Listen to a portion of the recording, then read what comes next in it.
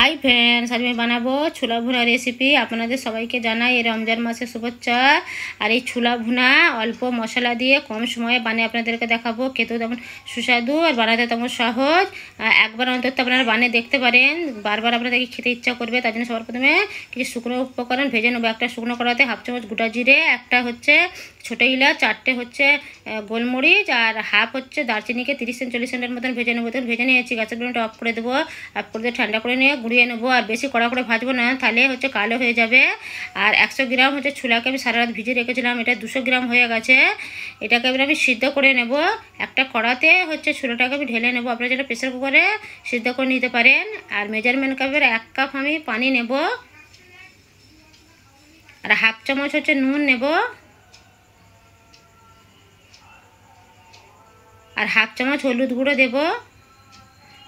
এই হলুদ গুঁড়োটা দিয়ে ভালো করে মিশিয়ে নেব। একটা আলুর হচ্ছে হাফ আলুকে আমি ঘুগনির আলুর মতন কেটে নিয়েছি, ওটাকে দিয়ে দেবো। দিয়ে ভালো করে মিশিয়ে নেব। মিশিয়ে নিয়ে গ্যাসের ফ্লেমটা মিডিয়ামে রেখে ঢাকা দিয়ে আমি এটা 8 থেকে 10 মিনিটের মতন ছোলার আলুটা আমি সিদ্ধ করে নেব। আমি 100 গ্রাম ছোলা নিয়েছি, সেই অনুযায়ী হচ্ছে হাফ আলু নিয়েছি। আপনারা বাড়িয়ে বা কমিয়ে নিতে পারেন। এবং ছোলাটা আমার সিদ্ধ করা হয়ে গেছে, আমি দেখিয়ে দিচ্ছি আপনাদেরকে। এই ছোলা বোনাটা অন্তত আপনারা একবার বানিয়ে দেখতে পারেন, বারবার আপনাদের খেতে ইচ্ছা করবে। এবং ছোলাটা আমার সিদ্ধ হয়ে গেছে, আলুটাও হচ্ছে সিদ্ধ হয়ে গেছে, দেখিয়ে দিচ্ছি।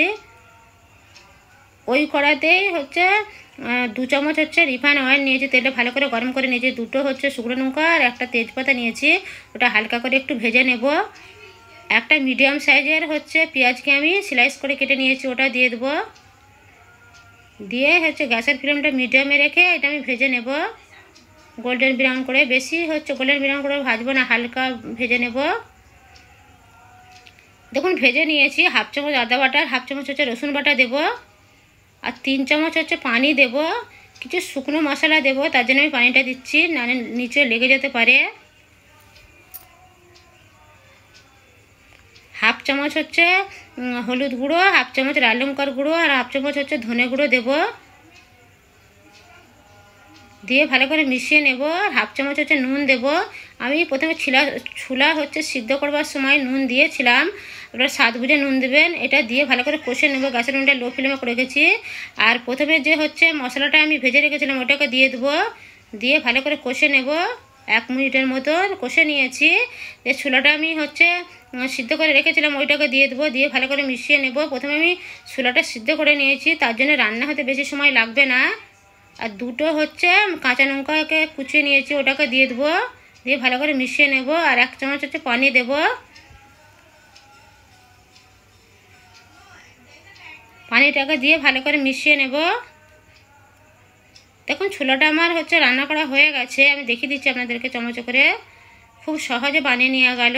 গ্যাসের ফ্লেমটা আমি অফ করে দিয়েছি। গরম গরম একটা হচ্ছে প্লেটে তুলে নেব। আপনারা যদি এমনি খেতে চান তাহলে সামান্য একটু পেঁয়াজ কুচি আর সামান্য একটু হচ্ছে শসা দিয়ে দিবেন। এই রেসিপিটা যদি আপনাদের কাছে ভালো লেগে থাকে লাইক কমেন্ট শেয়ার করবেন। নতুন বন্ধুও থাকলে সাবস্ক্রাইব করার অনুরোধ রইল। সামনে যে বেল আইকন রয়েছে ওটা ক্লিক করে দিবেন, যখন আমি নতুন ভিডিও ডালবো তখন আপনাদের কাছে পৌঁছে যাবে। Thanks for watching.